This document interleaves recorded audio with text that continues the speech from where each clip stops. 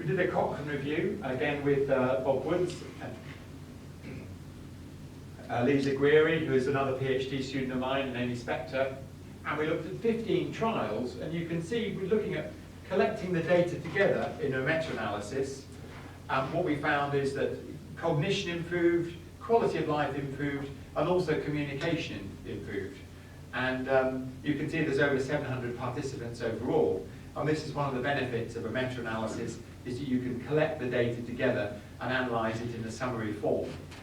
But there wasn't benefits to activities of daily living, but we didn't expect it to be because it was targeted mainly on cognition, and also you can see people were having a lot of fun, and that's also related to quality of life.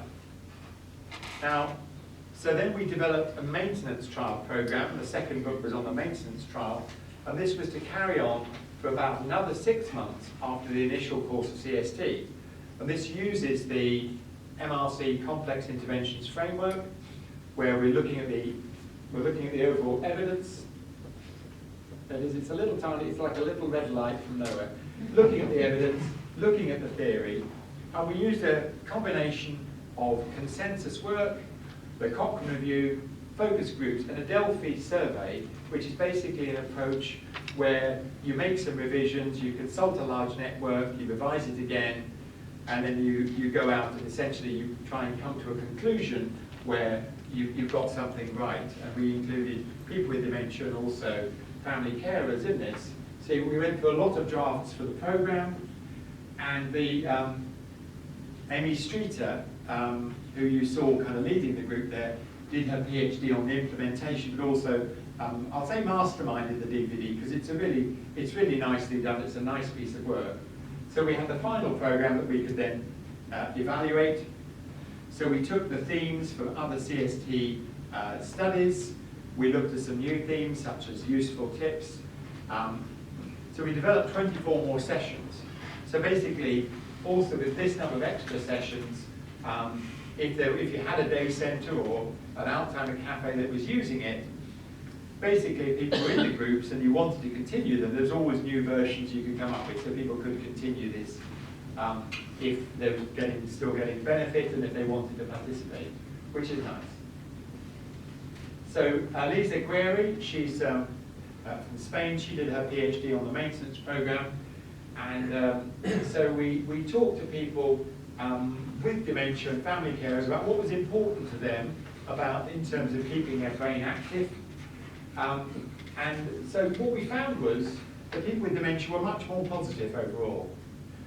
Some family carers were saying, well, what if people lose their confidence in the groups, or what if the idea of use it to lose it doesn't work? What if they feel a bit inferior because they can't do things? And you'll see from the actual program we had that we weren't about kind of correcting people. When somebody mentioned Icarus, is that right? We didn't kind of give them 10 points for getting Icarus right. There was just a kind of discussion. That's an interesting, it was obviously correct. Icarus did fly into the sun in legend anyway, or too close to anyway, because it's a long way. And so we used the views of family carers and people with dementia, and what we found is that carers and staff said that using money wouldn't be of much interest, and also people wouldn't be interested in current affairs. In actual fact, people with dementia were very interested in keeping up to date with how to use money, and also very interested in current affairs. So when you actually talk to the people themselves, so we had those sessions in. We put those sessions in. There's one session which is about preparing breakfast and things. So people are discussing how much things would cost, or what kind of things they'd have, and if they had £5, what would they purchase for the group. And they're interested in keeping, maintaining their faculties with that. So in this study, everybody got an initial period of 7 weeks of CST, and then they were randomised either to continue in maintenance CST in their groups, or randomised to usual care, which is treatment as usual. So again, this was funded by the National Institute of Health Research and the SHIELD program. So we had 236 who got to randomisation. And we looked at initially the benefits for the first 7 weeks, and again we found improvements in cognition, improvement in quality of life, and also being female actually seem to give you a slightly better improvement overall. And we think this is to some extent because perhaps the nature of the groups, but also the kind of, sometimes the groups might have one man in it or no men at all, and so some of the activities perhaps were perhaps less male friendly or something, or there was less of a balance really, because some of the groups were like entirely female. So what we found in the maintenance trial, this again is published, is that after 6 months of the continuing with maintenance CST, there wasn't any changes in cognition overall, but we found that their quality of life was better at 6 months if they continued with the groups. And after 3 months, there was some improvement in abilities and quality of life. And for people on dementia medication, they did much better if they continued with the groups rather than if they stopped. So this was a significant improvement. It shows you that the dementia medication works very well alongside cognitive stimulation therapy. We looked at the mechanisms of change, and we talked to people in the groups about what was working in terms of the mechanisms. They talked about the positive experiences, and they talked about the fact that actually there were changes in everyday life. So the changes in everyday life were kind of improved communication, improved conversation. Of course, these are actually really relevant if you think about the daily practice. And then Amy Streeter, who is amazing, and an amazing, I'd say she's standout. Amy Streeter has just published the results of the implementation trial. So Amy Streeter had 63 centres around the UK where she was managing and were training staff in actually developing, implementing CST groups. And so everybody got the CST manual. We had 2 groups. One group were new to CST, and one group were already using CST in practice. And so the difference was in the trial that half of them got outreach support and half of them didn't. So with the outreach support, they'd have Amy on the phone, there was email support, there was web-based chat. And we wanted to see whether it was going to be easier to implement things if people got outreach support rather than if they were just given the training and left to get on with it. So in actual fact, this is thanks to Amy, these icons are moving here.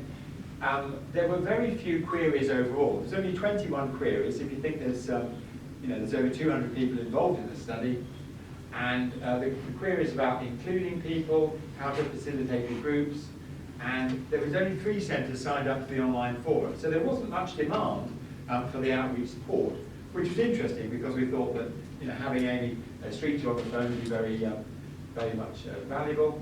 And so what we didn't find that there was any difference in the number of groups run in the intervention group compared to the usual care group. So basically, that there was quite a number of groups run. You can see out of 35 centres, half got with outreach support, half got CST running, and half didn't.